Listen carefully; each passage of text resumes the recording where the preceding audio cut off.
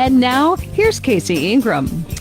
Welcome to the show, everybody. We certainly hope that everybody out there is doing well as possible after Milton. Of course, we were off air last week, but my thoughts and prayers go out to absolutely everybody that has been impacted by Milton, and it certainly was widespread this past week. So in the studio, I have a repeat guest and our wonderful senator here on the Treasure Coast, and so timely. There's so many questions out there with what's going on with the two hurricanes now, Helene and Milton, but I have Senator Gayle Harrell, and I know most of you know, but real quickly, she represents Florida Senate District 31, which includes Martin and St. Lucie counties and part of Palm Beach County. She was elected to the Florida Senate in November 2018, and after serving 8 terms in the Florida House of Representatives from 2000 to 2008 and 2010 to 2018. Senator Harrell has over 25 years of experience in healthcare. She worked as a healthcare administrator, managing the OB/GYN practice of Dr. James Harrell, and was the founder of Breast Imaging Center, a mammography center specializing in preventive care for women. Her experience in healthcare has made her a leader in setting healthcare policy for the state of Florida. She is also chair of the Committee on Health Policy and vice chair of the Appropriations Subcommittee on Health and Human Services, and is also a member of the Appropriations Subcommittee on Criminal and Civil Justice, Children, Family, and Elder Affairs, Military and Veterans Affairs, and Space and Joint Committee on Public Council Oversight. I could go on for another hour about all the awards and legislative service that you have been awarded and just honored for. And folks, you can find that out at her website, which is GayleHarrell.com. So welcome, Senator Harrell. Thank you, and it's a delight to be back again, and I'm just thrilled to be here. But I just want to give a message to everyone out there that we have been through a terrible hurricane right here on the Treasure Coast. Hurricane Milton has created such devastation, and of course the west coast of Florida is so devastated as well, having 2 hurricanes back to back, and we're all reminiscent of Francis and Jean and how that impacts us. So my heart goes out to everyone. And I want to make sure, as you're facing various insurance issues and you need help, I have a lot of information I've asked Casey to put up on her website and the Property Owner's Bill of Rights, so you will know exactly what to do. And my office is always open to help you in any way we can. And that phone number is 772-221-4019. So please, if you are struggling with your insurance issues and you've exhausted everything you can do and you really need somebody else to come and help you, we're there for you.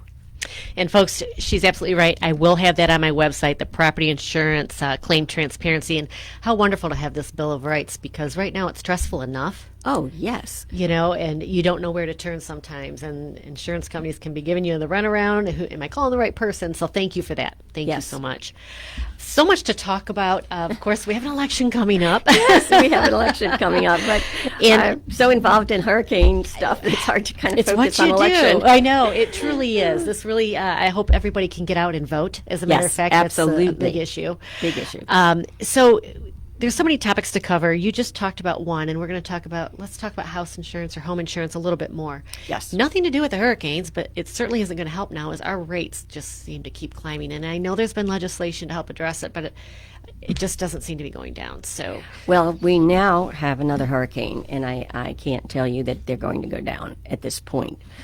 We did major changes over the last 3 years that really addressed what was the ongoing problem. A lot of that was fraud and abuse. There's no doubt about it. And I meant to bring the ad. I got another one today or 2 days ago. You know, you have this leaky thing, there's water in your house, call, Yes, you paid your insurance, call me and I'll help you have the insurance company pay for it. There's a lot of fraud and abuse out there, and I want to warn people right now, there will be even more fraud and abuse. Be careful. Talk to your insurance company first before you give anybody the right to inspect your house, and other than the agent that is assigned to do that. And you can contest that. The Insurance Bill of Rights is very clear. We passed that, so you are protected. Now, as far as rates go, I think before the storms, we were beginning to see some decrease in rates. We actually have 12 new companies coming to the state of Florida. pardon me, 9 new companies coming to the state of Florida. And we were also seeing rates decrease slightly. And in fact, I had been dumped out of Citizens, depopulated, they say. The correct term is depopulated. I say dumped out. But, and actually, when I shopped insurance, I actually am paying slightly less than I was paying previously. So rates were coming down. What is going to happen now is after the hurricane, we don't know. And when you have 2 back-to-back hurricanes, it becomes very problematic. The long-term solution for me is we need to look at the risk pool. And right now, since the 90s, after Andrew, Florida was designated its own risk pool. So everything that happens in Florida is only, the risk is borne by Floridians, whereas in other states, there's a national risk pool. Now, North Carolina is going to have a similar problem because what has happened there now is saying that these type of storms are not isolated to certain states. They can hit states, and there's other disasters that hit states that really are so devastating that the state can't handle it, and that you have to share the risk. That is what insurance is all about. So at some point, I think we need to have a national conversation on what is the appropriate level of risk that a state has, and do we go back to a national risk pool as we do with flood insurance? So there's lots of conversations that need to happen both at the state level and the federal level. And the stronger these storms get and the more frequent they get, the risk becomes even greater. And we're in Hurricane Alley. So this is a conversation that has to happen. Senator Harrell, I'm very interested in what you just said, and I appreciate you sharing that. It was my first thought is how devastating Helene was beyond Florida. Yes. So maybe we should looking at regional risk instead of state. So I hope that conversation, if anything, at least it opens that up, and we have some movement this next year with the federal and state level. Yes, I think that is a key thing that has to happen across the board. Right, because the rates are just astronomical. And I want to touch on that as well with the different adjusters that are coming out there and saying, okay, your roof might be 25 years old, but we're going to get the insurance to cover it all. Folks need to understand that when you make a claim, you may not get insurance again from that company. And likely you're not. There's a lot of ramifications. You need to fully vet what you're doing, and some of the damage and some of the, obviously from a hurricane is real, but I saw many folks locally before the hurricane getting their roofs replaced with no damage because somebody was able to come in and threaten to sue the insurance company. I know it's something you're trying to stop, but it's still out there. It's still out there, and that's why I'm warning people right now, if you have damage, deal with your insurance company. And that way they have specific requirements that they have to obey. And this insurance bill of rights, property owner's bill of rights, really delineates that very, very carefully. You have a right to a detailed estimate of losses within 7 days from your insurance company. You have the right of notice of any change in the adjuster's declaration. So if they come in and there's cases where the insurance company has changed what the adjuster did and said, you have a right to contest that, and they can't and noticed when they make any change to what that adjuster said. You have they cannot cancel your policy while your claim is open. That is extremely important. They cannot. And then there's very specific claims requirements, handling requirements. And if this is not adjudicated within 60 days by the insurance company and you are on the way to settlement, that insurance company can be fined $200,000. Wow. Okay. So we've put in place a variety of safeguards to protect the homeowner. But we need to, and as people have problems, and we have an insurance ombudsman, and we have numbers that I've given you on that sheet that people can go and make calls and get help. And then there's a whole process through the ombudsman's office. And and if all else fails, just call me. Fantastic. Thank you, Senator Harrell. I have to talk about Jonathan Dickinson State Park. Yes, please do. Yes, and I know you've been at the forefront, and I think you said you were drafting some legislation. Yes. So I'll let you kind of share with us a little bit about that. I mean, everybody knows that all of a sudden, I think it was 18 hole, and it might have been more than Oh, no, that. no. It was going to be 3 golf courses, 2 18-hole golf courses, and 1 9-hole golf course. And this came to me over a year ago. And at that point, and Folds of Honor is a legitimate agency that helps veterans, and I'm so supportive of what they do. And they have a model that they have in Michigan, and they have a golf course, and it's wonderful. But when you try and do that in a state park, Right. and take our state park lands to do a commercial enterprise, even if the funds are going to help veterans, that's not an appropriate use of a state park.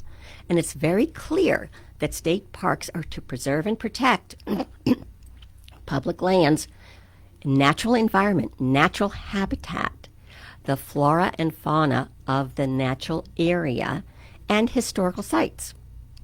So when they came to me to do a bill on this, a local bill, I said, find a dead golf course somewhere and do it there. I love your mission. State parks are not where to do it. And then all of a sudden it pops up, and they're going to have this hearing, and then it's going to go before the ARC, and it's going to be, kind of done. And that's when I said, no way, Jose. So, and we stopped it. And I want to thank everyone out there who was so diligent, the demonstrations, the people came with their signs, and I was out there with them, and we were so effective in getting our voices heard. But I want to make sure that doesn't happen again. So I'm going to offer, and I'm in the process of drafting it right now, and I am very specifically reaching out to different groups to get their ideas on exactly what's the best way to do this. So, and we're working with our committee staff in order to have it done by the time we go back into, by the time organizational session happens, and I'm, hopefully I am duly installed, and then I will put it into bill drafting, and we will file it as soon as possible. Obviously, this bill is there to protect, hopefully in perpetuity, our state parks. Correct. It will protect our state parks. And another thing I want to do, and is on my agenda, is we want to make sure that we have the funding for maintenance and repairs and really doing the right things in our state parks. So this last year, one of the things that we did is, the settlement with the tribes on gambling, on sports gambling in our tribe casinos was approved. And part of the agreement was that I think there's going to be over $350 million, maybe $400 million a year coming into the state because we are getting some of those proceeds. And that was designated last year for environmental purposes, buying state lands, those kinds of things. Part of that should go to the state parks for maintenance and repairs and enhancements. And when I say enhancements, I'm talking about trails and Not golf courses. and campgrounds. Right. And maybe cabins in the woods. Right. And swimming facilities and kayaking, not golf So courses. people can enjoy the But I natural want to beauty. I want to see a good amount of that money come into our state parks. Oh, that's fantastic. Again, and Senator Harrell, I think we mentioned it at the beginning of the hour, but if I didn't, this is your last term. Yes, You're termed out. I am termed out. This is my last hurrah. So you have a lot of things on the agenda that you basically will be closing the book on. Yes. One thing that has been, there's a lot of things that have been important to you over the years, but of course the water. You were very instrumental in passing Legacy Florida, Yes. which allocated fundings for Everglades restoration, something to help stop our discharges. Tell us, as we move forward, where that's at. You can talk a yes. little bit about I am water so issues. delighted. When we did that in 2015 and established Legacy Florida, we put a dedicated funding source, which is the key. I'd been in the fight a long time, every year getting specific appropriations to do projects. But unless you have that comprehensive plan, which is the Comprehensive Everglades Restoration Plan, and you fund it diligently, and you don't go back every year looking for another $400 million for this and $100 million for that, you got to have a funding source. That's automatic. It goes there, and it's to stop the releases from Lake Okeechobee. And passing that has been a game changer. And today or this year is a perfect example. We've just had 2 hurricanes come up, and that's going to really stress the resources of the state, but they can't touch that resource. No, it's already there. It's funded. And since we passed that, and the minimum was 25% of what was called Amendment 1 money, with Land Acquisition Trust Fund money, and it was $200 million, or 25%. Since then, 2015, less than 9 years, we have put $4.7 billion. Wow. Dollars. Wow. Fantastic. This was, folks, going back, the big issue was it was tough to get money from our federal partners all along, and we know that we need to stop the discharges. We know we need to restore the Everglades, and we just didn't have the money to do any of the projects. Yeah. And so this is so key. I want people to realize how important this Legacy Florida was, and to have this funding that's, how long does it go on for? It goes on for 20 years. 20 years of Yes. funding, and we've already had $4 billion. Otherwise, we would not have. Yes. When you put the match in, it's like 2.7, you put the match in. We've put over $4 billion into Incredible. this. Absolutely incredible. You know, and it gives us a guarantee that we're going to be able to get projects finished, and we're starting to see it happen. You know, when we opened C44, and I saw that water go through into C44, I said, wow, it really is happening. It's great to see accomplishments, because it's talked about for so long, for decades, and now finally, you know, we're actually seeing movement, and it's every bit helps. So, you know, the state has really been diligent. When you see, you know, the feds still haven't come up with the whole thing yet. Yeah. But the state has. Yes. Our state share was about 2.7, and the feds have put in another $2 billion or so. So they have put some in. They have put some in. Yes. Thank you, feds. You're supposed to, but They thank have you. put some in. Okay. Of course, the dike is part of it too. Right. With the potential of growth of Port St. Lucie, it's I think Yes. the 6th largest city in the state now. You probably know that figure better than I. What is your plan to improve transportation infrastructure to ease congestion and support the economic growth, and particularly the easing congestion part? It's, you know, there's 60,000 people that come over that bridge every day, the Roosevelt Oh, Bridge. yes, I go over it myself at least Terrible twice. accident there this morning, as a matter of fact. Oh, really? Yeah, it Yeah. closed down the southbound lanes. But Well, I think part of, and I had been chairman of transportation 4 years ago, and that was a major responsibility as we looked at transportation needs. But this becomes really a lot of local decision making, and I firmly believe in local decision making. Your MPOs are very much a part of that. And part of the issue is the expanding the access and crossing the bridge. We've put the money into the bridge, of course, but we need the cities and counties to step up to the plate and prioritize what is essential. And there's been a whole conversation about whether or not the cities and the counties have been willing to do it.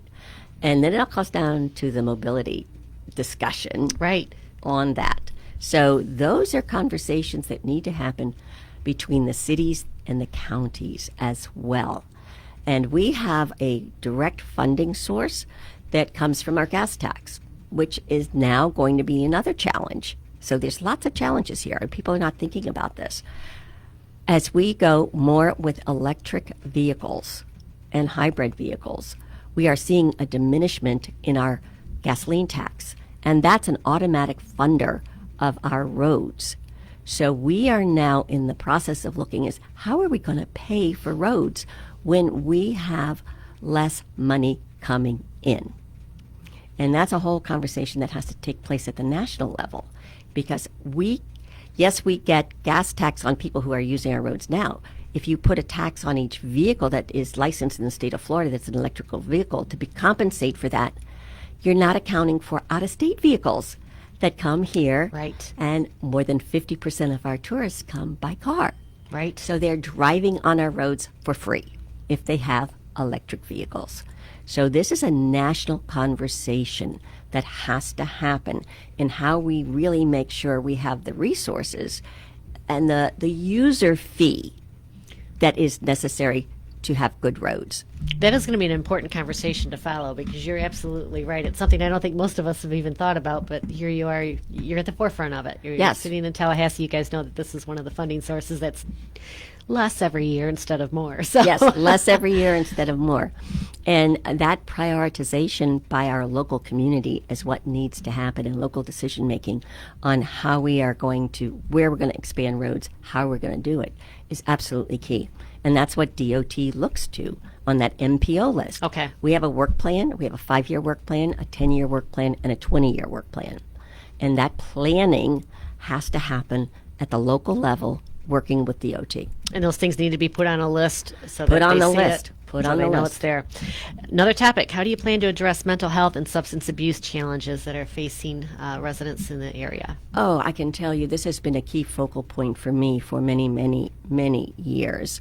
And when I was chairman of Children and Families over in the House, we really started expanding our mental health and substance abuse network. This last year, with the dollars we have in our opioid settlement, we have put over $188 million into how we are going to deal with this opioid crisis. And we have 20 designated counties that get money directly. St. Lucie is one, Palm Beach is another in this area. Martin and Okeechobee both get it through what we call our managing entities. We've also increased our funding holistically across the whole area of mental health substance abuse. And we're addressing it through our schools. We put another $170 million, I believe, this year directly to schools on mental health issues. And that's creating a little bit of problem because they're taking a lot of our workforce Okay. from our providers, our local providers, that is making it difficult. So we are building our workforce. Part of Live Healthy this year was to start the very first teaching mental health, substance abuse, behavioral health generally, teaching hospital in the country. Wow. Okay. There may be one other, but this will be a first, an innovative approach to looking holistically at addiction and mental health issues in a teaching environment to build our workforce. We need more workforce. It makes sense, and so people can even identify it if they see it out there, especially with the students and whatnot. Yes, very much so. Where will that be? Do you know? I think it's probably going to be in the Bradenton area. Okay. We put, I believe, $350 million this year into the start of that. As always, it's never enough time. We're down to just a minute. So, Senator Gayle Harrell, appreciate you coming in. Folks, make sure you get out and vote, vote, vote. I know there's a lot of things going on, but it's more important than ever. This is going to be a presidential race, so everybody should be out there and vote. As I close out the hour, I'll let you close us out. And also, how do you make sure that our voices here on the Treasure Coast are heard in Tallahassee? Well, first of all, I want to thank all the wonderful voters who have allowed me to represent them, and I would ask for their continued support on November 5th. I would certainly ask for your vote. And I am your representative. I am your voice. Please contact me. I am here to represent you. My door is always open. I can attest to that because her office is one floor up from the station here. So I know when she's here working, and I can zip up there. And your staff, they're always fantastic. They're so helpful, and just give them a call and make sure that Thank you get the so very message. much. It's such a delight to be here, and look forward to seeing you again. My pleasure, Senator Harrell. We'll have you back to talk more. Thank you. Thank you.